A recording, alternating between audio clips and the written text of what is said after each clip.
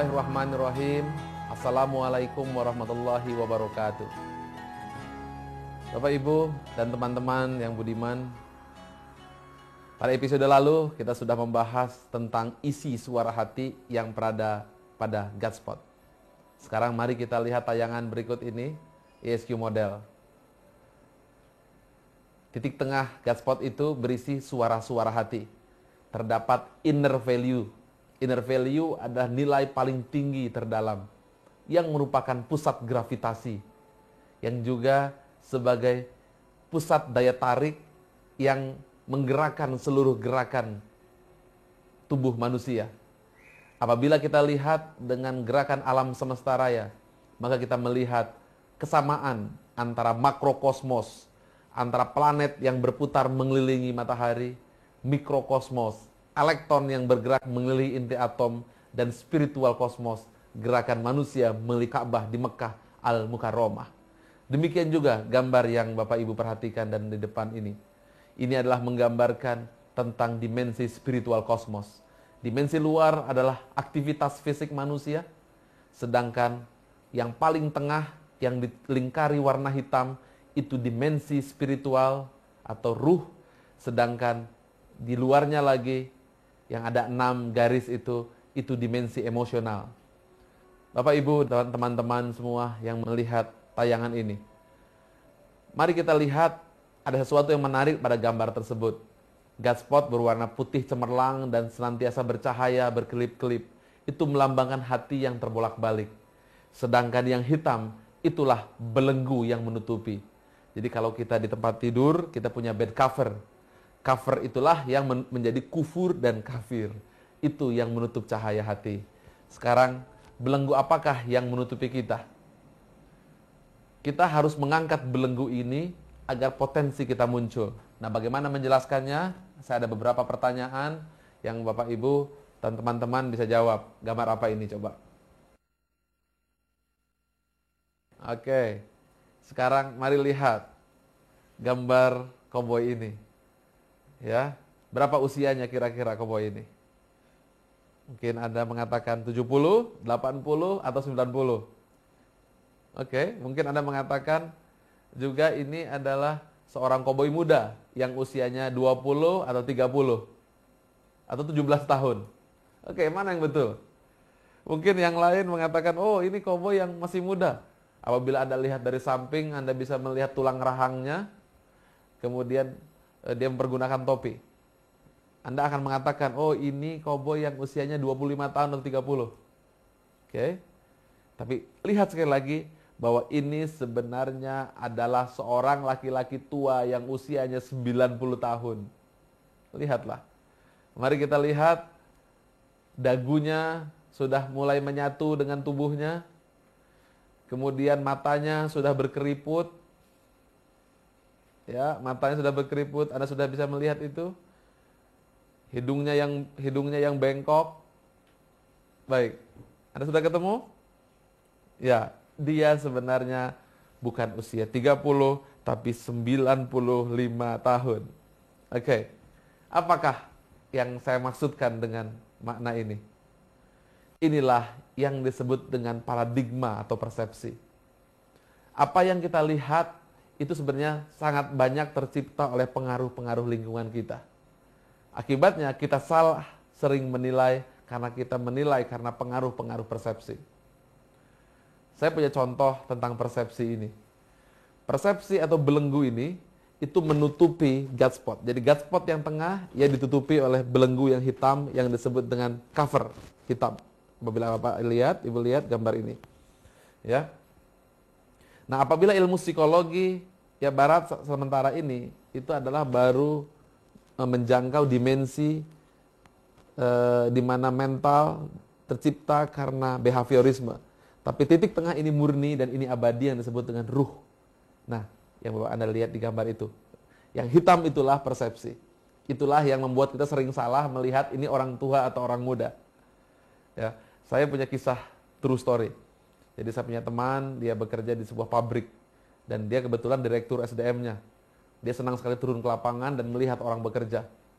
Dan tiba-tiba Semuanya sedang bekerja, dilihat seorang laki-laki kakinya naik ke atas meja. Lantas apa yang dilakukan? Dia dehem untuk memberi kode agar dia segera kerja.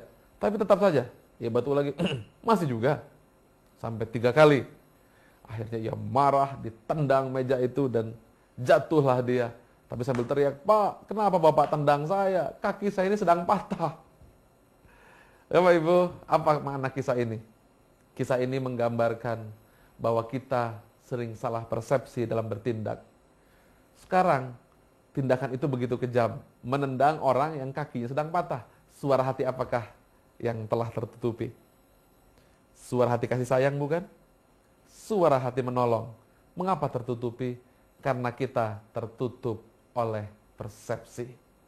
Nah, persepsi inilah yang sering menutupi suara hati yang sebenarnya ada di dalam kalbu. Saya akan memberikan lagi contoh yang mungkin bisa menggambarkan persepsi ini. Ada sebuah percobaan di sebuah oceanarium, seorang profesor. Dia ahli di bidang kelautan. Di sana dimasukkan seekor ikan namanya ikan barakuda. Nah, ikan barakuda ini ikan buas dan senang makan ikan yang lain. Dan senangnya makan ikan namanya ikan mulet, sejenis ikan makanan barakuda. Kemudian dimasukkan ke sana dua-duanya, tapi diberi batas kaca. Nah, barakuda tidak tahu itu kaca, kemudian begitu dilihat ikan tersebut, ia berenang dengan cepat, ia meluncur dan siap menerkam, brak, dan ia nabrak kaca itu. Diulangi sekali lagi, dan siap terkam lagi, brak, ulang, dan sampai 3 kali ia mengulangi sehingga merasa kesakitan. Kemudian oleh sang profesor, kaca tebal itu diangkat, kemudian barakuda itu ketika keempat kalinya dilihat ikan, dan dia tidak mau ngambil, dia kembali lagi, sang ikan sambil berkata, "Ah, nggak mau, saya cuma mau lewat saja kok." Bapak Ibu, teman-teman, apakah maksud kisah ini?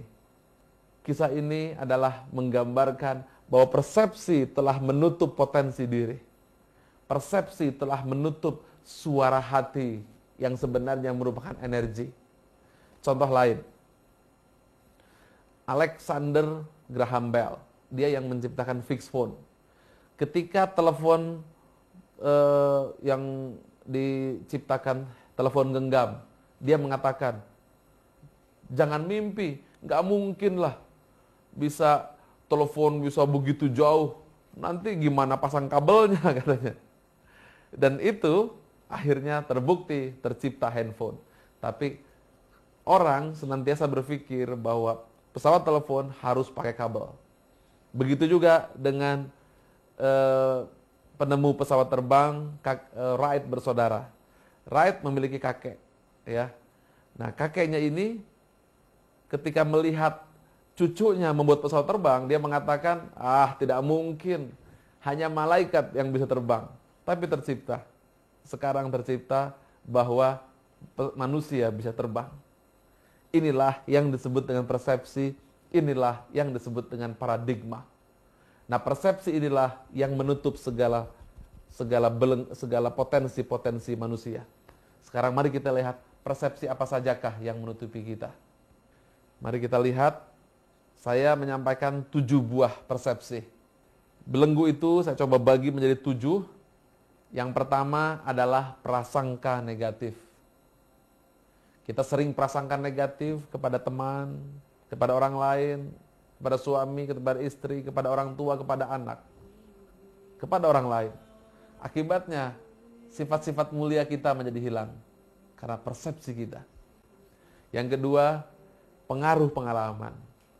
Karena kita merasa berpengalaman, merasa paling pintar, akibatnya tidak ada lagi ilmu yang bisa bertambah karena dirinya merasa cukup, dirinya merasa menjadi gelas yang penuh. Kembali, potensi menjadi hilang. Ketiga, adalah kepentingan dan prioritas. Mungkin masih ingat kejadian kapal selam Kursk yang tenggelam di Laut Barents. Pada saat itu lebih kurang 100 orang angkatan laut Rusia tenggelam. Dan kemudian angkatan laut Rusia tidak menyampaikan ini ke dunia dengan alasan saat itu pemimpin Rusianya mengatakan, ini rahasia negara, jangan disampaikan. Kemudian setelah 5 hari, ramai, barulah dia umumkan ke masyarakat, dan Belgia, Inggris mengangkat kapal itu, dan semua telah menjadi mayat. Lihat, kepentingan politik telah menutup manusia, sehingga suara hati menolong menjadi hilang. Selanjutnya, sudut pandang. Kita senantiasa melihat sudut pandang dari hal yang negatif. Melihat mobil, dilihat knalpotnya. Dilihat orang, lihat jeleknya. Sehingga suara hati menjadi hilang. Kemudian pengaruh pembanding. Kita tidak pernah bersyukur, senantiasa membanding-bandingkan rezeki kita dengan rezeki orang lain, harta kita dan harta orang lain, sehingga itu menutupi diri kita. Yang terakhir, literatur. Contoh, saya dulu pengagum sebuah buku yang mengajarkan arti sebuah penghargaan. Diajarkan bahwa dorongan manusia adalah penghargaan. Mungkin karena pengaruh teori Maslow, dan kemudian buku itu lahir. Di mana-mana bagaimana untuk menghargai orang lain diajarkan, sehingga manusia gila penghargaan. Setelah penghargaan itu hilang, maka manusia jatuh akibat dari literatur yang mengajarkan penghargaan. Begitu pula literatur yang mengajarkan Marxisme, kapitalisme, semuanya menutup dan belenggu kita. Karena itu, langkah selanjutnya yang harus kita lakukan, kita harus membersihkan dulu belenggu warna hitam itu, sehingga kita bisa menemukan siapa diri kita yang sebenarnya. Diri kita bukanlah ciptaan lingkungan. Diri kita bukanlah terbentuk oleh pengalaman. Diri kita, prinsip kita bukan terbentuk oleh prinsip-prinsip kehidupan. Kita bukan dibentuk oleh literatur. Kita bukan dibentuk oleh pengalaman. Kita bukan dibentuk oleh kepentingan. Tapi diri kita adalah ruh yang tercipta oleh tiupan Allah Subhanahu wa Ta'ala di dalam titik yang terdalam spiritualitas.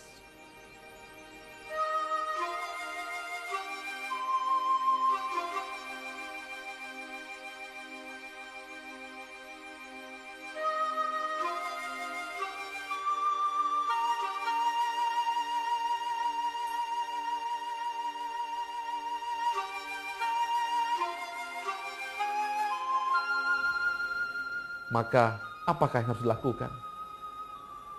Banyak orang senantiasa ingin mengubah dirinya. Tapi kalau dia tidak mengetahui siapa dirinya, lantas apa yang mau dirubah? Untuk mau mengubah diri, maka tahap pertama kita kenal dulu siapa diri kita, sehingga kita tahu persis apa yang mau dirubah. Apabila kita memahami bahwa di dalam diri kita terdapat dua hal yang sering membuat kita tertipu, yaitu persepsi kita atau paradigma kita. Apabila ini kita dibersihkan, maka niscaya cahaya kreativitas, kasih sayang, keadilan, dan sifat-sifat sabar akan muncul. Teman-teman, apa langkahnya?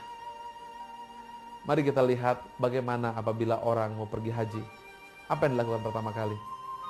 Bukankah ia harus mempergunakan baju ihram? Mempergunakan baju ihram adalah bukan hanya sekedar mengingat kematian bahwa dia nanti akan menjadi mayat dan menggunakan kain putih. Baju ihram pada saat itu tidak berbantah-bantahan, tidak saling menyakiti, dan melepas semua topeng, melepas semua belenggu, topi kita turunkan, apapun yang pangkat kita turunkan. Pada saat itu kita menjadi manusia. Itulah yang diajarkan oleh Allah Subhanahu wa Ta'ala untuk membersihkan paradigma. Pakailah baju ihram. Ihram itu bukan hanya pakaian pada tubuh, tapi ihram adalah pakaian pada hati. Ketika hati bebas dari persepsi, ketika hati bebas dari paradigma, ketika hati bebas dari kepentingan, maka yang hadir adalah ruh yang diciptakan Allah Subhanahu wa Ta'ala. Ruh yang penuh kasih sayang, ruh yang penuh keadilan, ruh yang penuh kemuliaan, ruh yang penuh rasa syukur, ruh yang menjadi cahaya ilahi. Ruh inilah yang menjadi cahaya langit bumi. Allahu nurus samawati wal ard. Masalu nurihi kamishkatin fiha misbah. Al misbahu fi zujajah. Az-zujajatu ka'annaha kaukabun durriyu yuqadu min sajaratin mubarakah. Min sajaratin mubarakatin zaitunatin la sarqiyati wala gharabiyyah. Yakadu zaituha yudi'u walau lam tamsashu nar. Nurun ala nur. Yahdillahu linurihi man yasha. Wa yadribullahu amsala linnas. Wallahu bikulli syai'in alim. Itulah cahaya. Cahaya itu ada di dalam jiwa. Tapi cahaya itu tertutup oleh miskat. Dan apabila cahaya itu memancarkan sinarnya, maka ia akan memberikan gemerlap dan kemilau pada kaca. Tapi kaca itu berkilau karena ada cahaya yang menyala dengan sendirinya. Cahaya ini memiliki minyak, yang minyaknya dari pohon zaitun. Tapi zaitun yang tumbuhnya bukan di timur dan bukan di barat. Karena cahaya itu bersumber dari cahaya di atas cahaya. Cahaya itu bersinar dengan sendirinya. Dan Allah An-Nur yang memberikan cahaya seperti apa yang Dia kehendaki. Bapak Ibu, manusia adalah cahaya. Cahaya Allah adalah cahaya yang penuh ar-Rahman. Cahaya Allah adalah cahaya al-Adl, al-Hakam.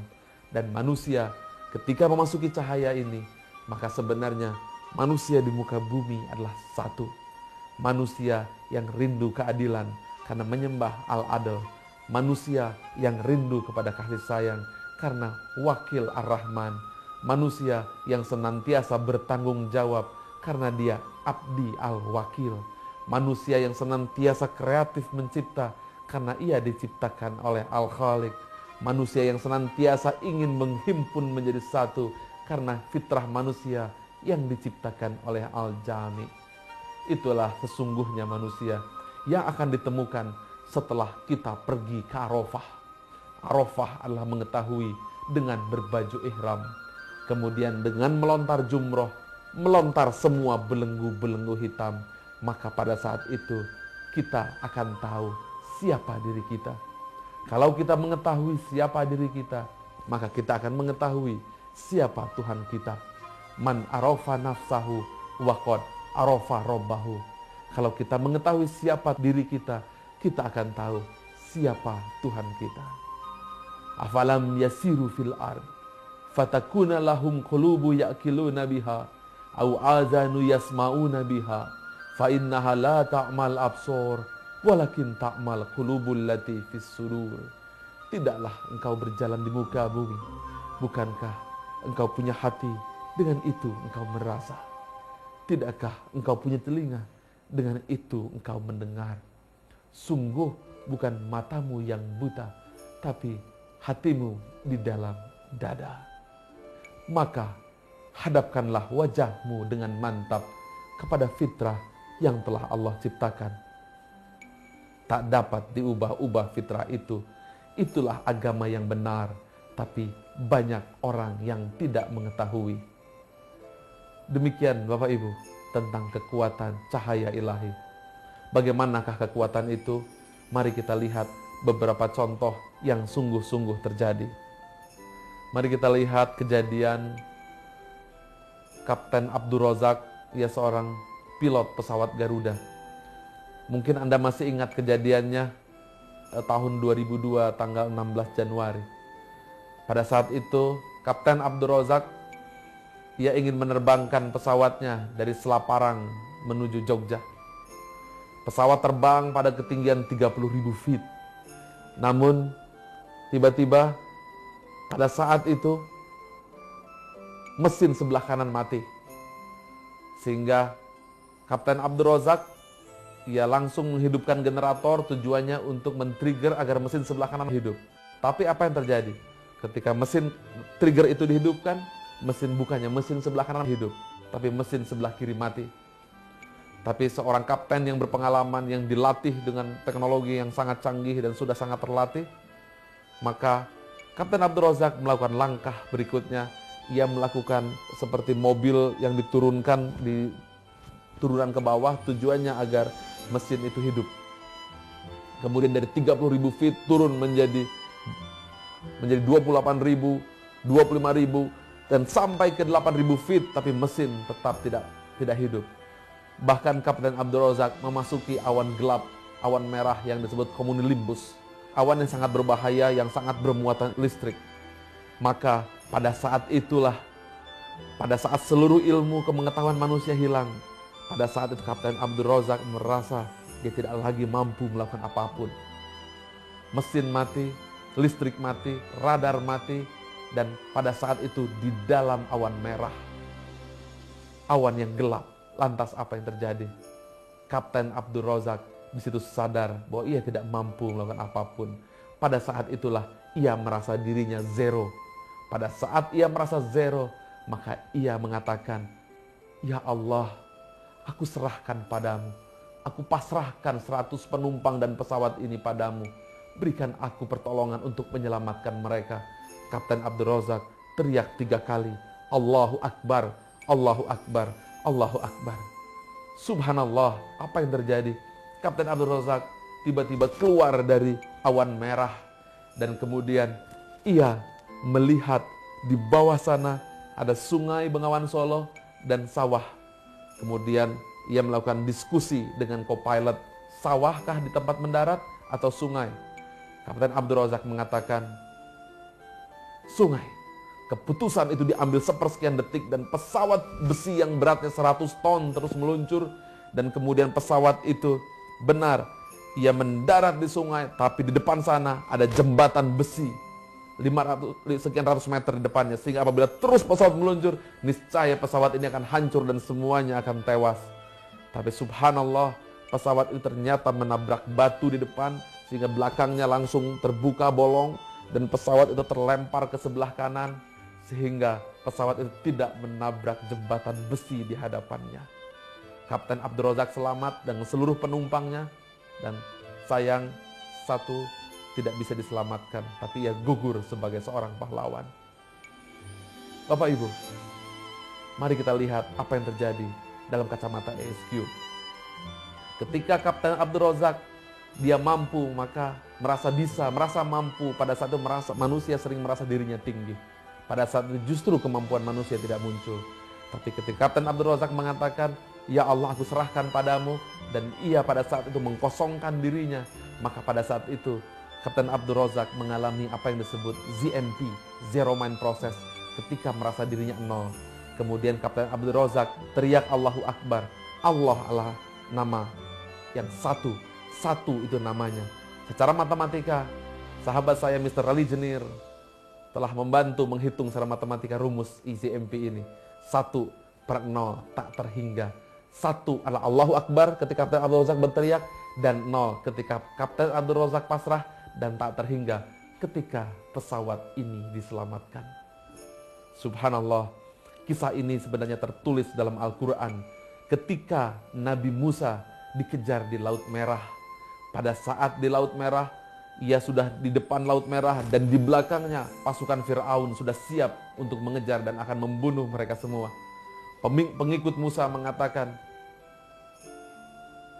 "Musa, bagaimana kita akan tertangkap? Kita di depan Laut Merah, mereka akan mengejar kita." Apa yang dikatakan Musa? Musa mengatakan, "Janganlah sedih, karena Allah bersama kita. Tenanglah." Ketika tenang, Musa meletakkan dirinya 0. Ketika mengatakan Allah, maka itu adalah 1. 1/0, akibatnya tak terhingga, dan Laut Merah terbelah, dan Musa menyeberangi Laut Merah selamat, ditolong oleh Allah Subhanahu wa Ta'ala. Bapak Ibu, itulah kekuatan ZMP, Zero Mind Process. Meletakkan diri kita 0 di hadapan Tuhan, dan hanya Allah sebagai pusat. Pada saat itu kekuatan God Spot memancar, kekuatan dari Allah yang maha tak terhingga. Bismillahirrahmanirrahim. Inna fi khalqis samawati wal ardi wa ikhtilafil laili wan nahar la ayatin liulil albab alladzina yazkurunallaha qiyaman wa qu'udan wa ala junubihim wa yatafakkaruna fi khalqis samawati wal ardi rabbana ma khalaqta hadza batila subhanaka faqina azabannar. Sesungguhnya di dalam penciptaan langit dan bumi, dan silih bergantinya malam dan siang, terdapat tanda-tanda bagi kaum yang berpikir, yaitu kaum yang senantiasa mengingat Allah saat ia berdiri, duduk dan berbaring, seraya berkata, "Ya Robbi, tidak sia-sia kau ciptakan alam semesta ini. Maha suci Engkau, lindungi kami dari api neraka."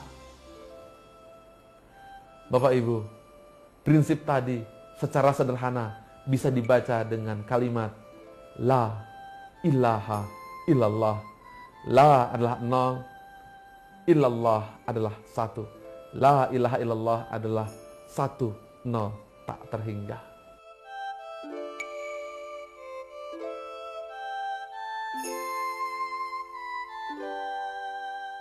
Bismillahirrahmanirrahim. Allahu waliyul ladzina amanu yuhrijuhum minaz zulumati ilan nur. Allah adalah pelindung bagi orang yang beriman. Ia mengeluarkan dari gelap kepada cahaya. Gelap adalah belenggu yang menutupi diri kita. Gelap adalah paradigma persepsi yang menutupi kita. Dan cahaya adalah ruh ilahi yang ditiupkan kepada jiwa kita. Baca dengan nama Tuhanmu. Billahi taufiq wal hidayah. Wassalamualaikum warahmatullahi wabarakatuh.